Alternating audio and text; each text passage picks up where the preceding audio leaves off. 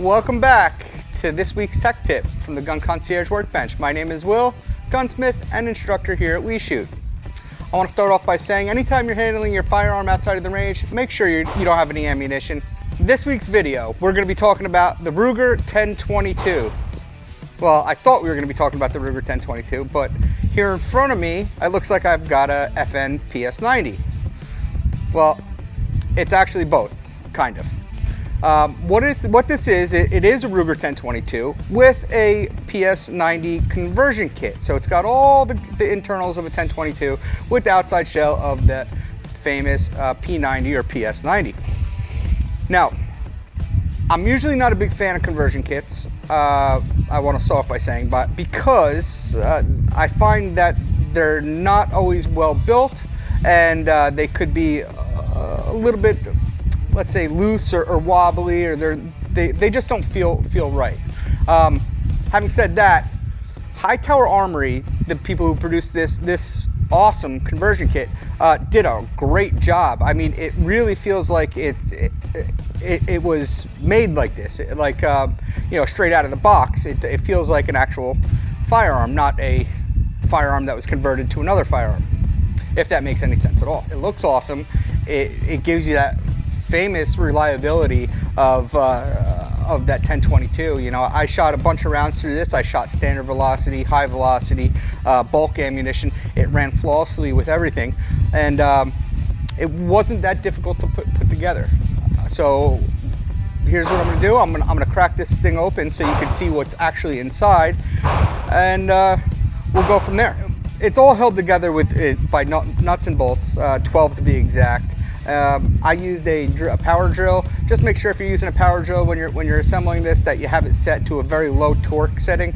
You don't want to. This is plastic. You don't want to strip through it. So let's just do this in reverse. I'm going to take off the red dot. Okay, and then we're going to start by removing the magazine. You do have to disassemble the 1022 before installing it into the kit. They do give you an extended mag release and extended bolt release, an auto bolt release too, for that matter. So we're just gonna take this apart. The magazine that's traditionally on a PS90 is just for show. It's actually an empty storage container to store 22 extra 22 rounds in. I believe it's 9/64 is the size Allen head that you need.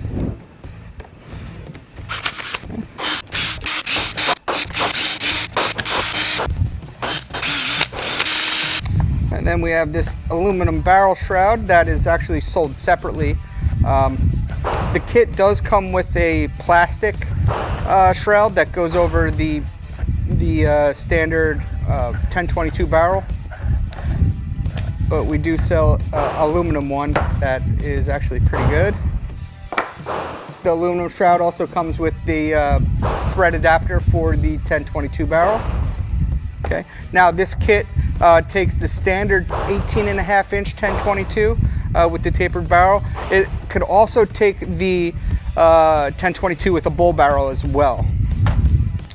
Okay, so we have all the screws out. Oh, I'm sorry, all the bolts out. This thing should just separate, just like so. So, as you can see, we've got our 1022 barreled action sitting inside of the PS90. It's very simple. It's very simplistic on how it works. There is an action bar that goes over the barrel. This action bar actuates the charging handle. And then there is another trigger bar that's internal that actuates the trigger. So this trigger is actually actuating this trigger. There is a safety cross bolt safety extension to utilize your existing safety on the 1022. They give you a extended mag release as well as an extended bolt release with the entire kit. We could start to reassemble this. We do that by inserting the right side plate. All right, just kind of snaps together. An easy way to put the nuts back in or in place is to just put them on the bolt itself insert it into the recessed hole until it pops in, and then just back the screw out. Now that should be in its place. I'm going to take my 9/64 Allen head and start with screw number 1. Going back in the same order that I took them out, I'm going to start with this one right here.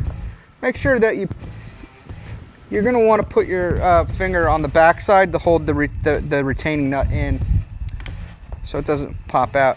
Remember, when you're tightening this, you want to set your torque setting to a very low setting. You do not want to strip this out. It's just plastic.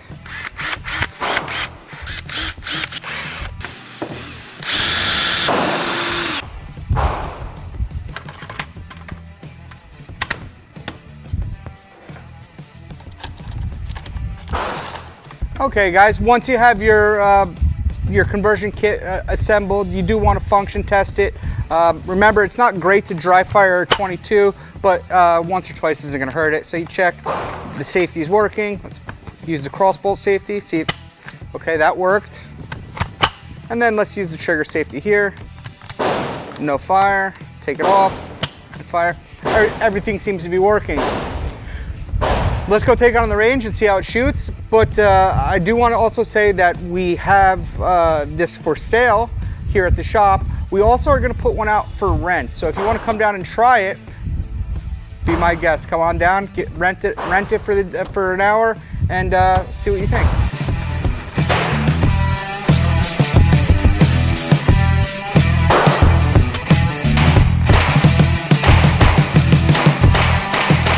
If you don't feel like putting a red dot on this conversion kit, this kit will also accept standard Glock sights right in the top Picatinny rail. Remember, as always, follow us on Facebook and Instagram so you can be caught up on the latest tech tip. Train hard, train often, and I'll see you out there.